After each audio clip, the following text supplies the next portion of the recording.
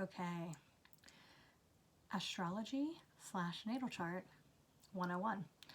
Um, Hopefully you watched the human design video. If not, go back and do that. These two things do play off of each other, and it's important to have both of these things done so you can see how these systems work together to show you really your energetic blueprint, your life's purpose, um, like where your career should be, your authentic self, challenges you might have in life, things that will come really easy to you, and just how to like utilize all of the energy that you were born with to live much more in flow.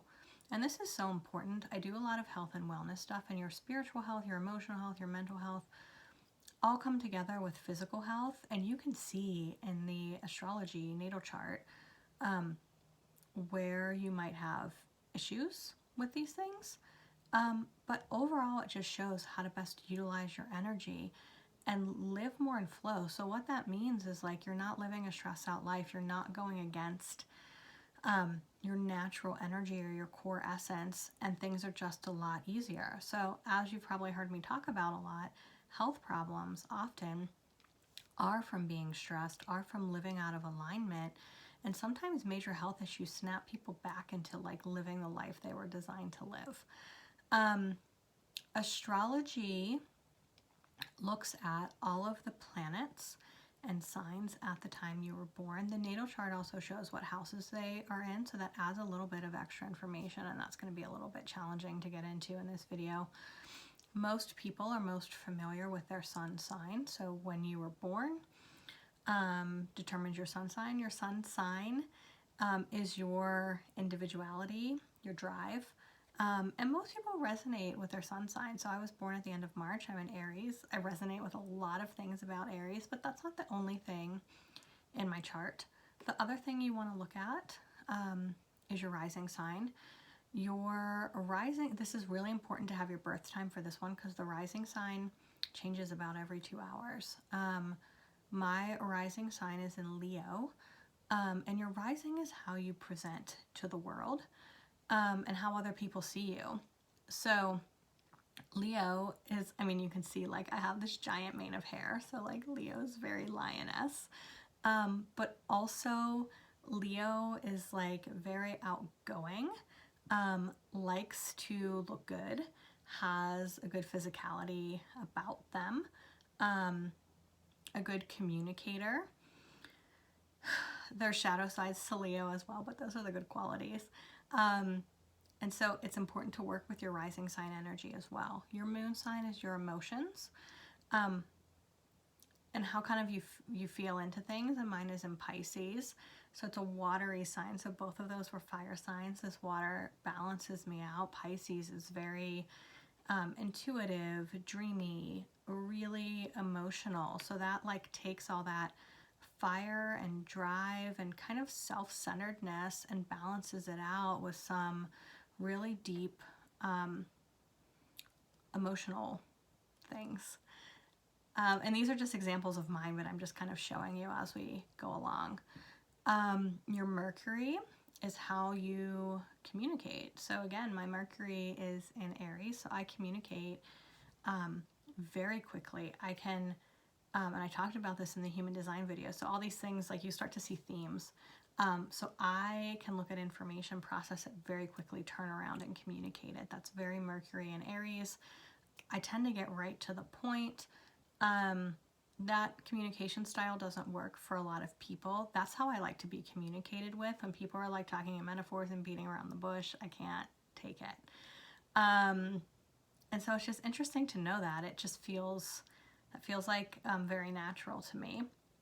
So that's really important, and that's specifically like important to know in any relationships you have where you're communicating. So you know kind of what the strengths and weaknesses or the good parts and the shadow side of having Mercury in a sign are, and kind of being able to articulate that to people. Because I've had people be like, or say to me, like I have a friend where I'll just message her and she's like, hi, how are you? Like I skip that part. I just feel like that is implied in any conversation, especially with someone I've known for a long time. So it's important to like take a step back and know like, hey, that's my communication style. That's not everyone's communication style.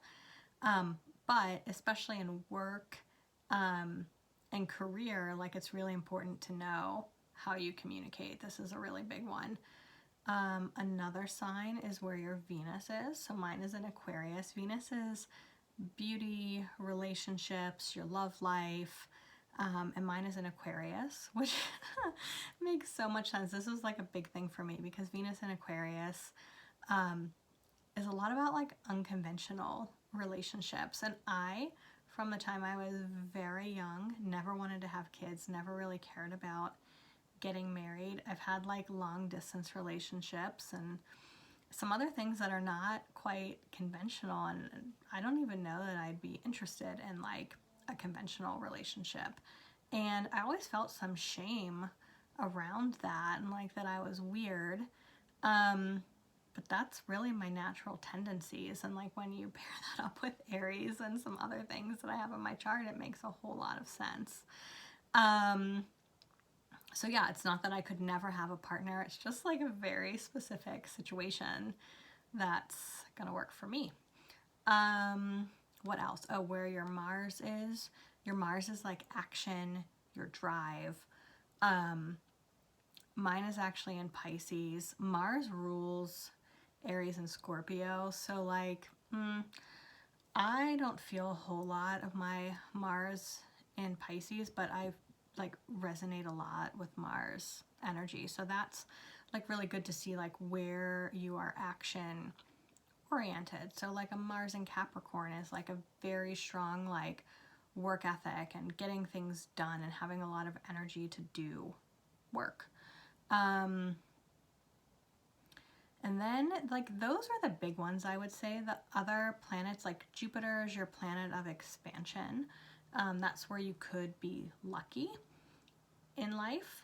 Mine is in Cancer, so I have a lot of success when I'm actually like giving back and doing charitable things.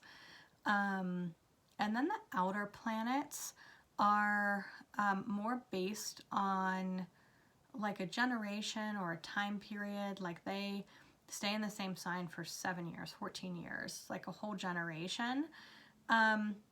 So those are things that you'll have in common with a lot of people around your age. But then when you look at the house placements, you can like see differently how they affect you. The other big thing is your North Node and your South Node. Your South Node is like your past lives, if you believe in that, how you came into this life, what you're comfortable with. Your North Node is where you need to get to, or what you need to focus on more to have more balance in your life or master these things in this lifetime. So I talk about this all the time. My South Node is in Pisces. I've lived a lot of past lives as a Pisces, as a spiritual person, which was really surprising to me when I first started doing this work. But I have like deep intuitive skills and like a lot of spiritual interests, and that comes super easily and naturally to me. Pisces South Node tend to have addiction issues, are very like free-spirited, don't have a whole lot of boundaries. I haven't had major addiction issues, but I definitely had a lot of boundary issues in my life, and I'm definitely like very free-spirited. But then my North Node, the opposite, is in Virgo, and Virgo is very organized, like OCD, workaholic kind of tendencies, but also is really like interested in like health and wellness. And people with Virgo in their North Node often work in a health field where they help people that like have been through everything, and then they're kind of like the savior.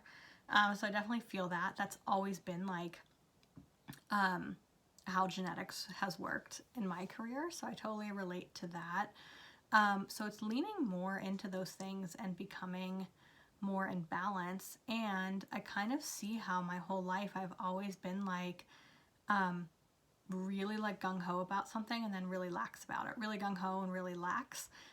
So now that I know these things and I've worked with a lot of these different energies, I'm much more in balance and can see where the qualities of each of these things are helpful or maybe a little detrimental. Those are like the major things, like where your Chiron is shows you that Chiron's the wounded healer, where your midheaven is shows a lot about your career. So looking at all of this together as a holistic whole picture. So helpful.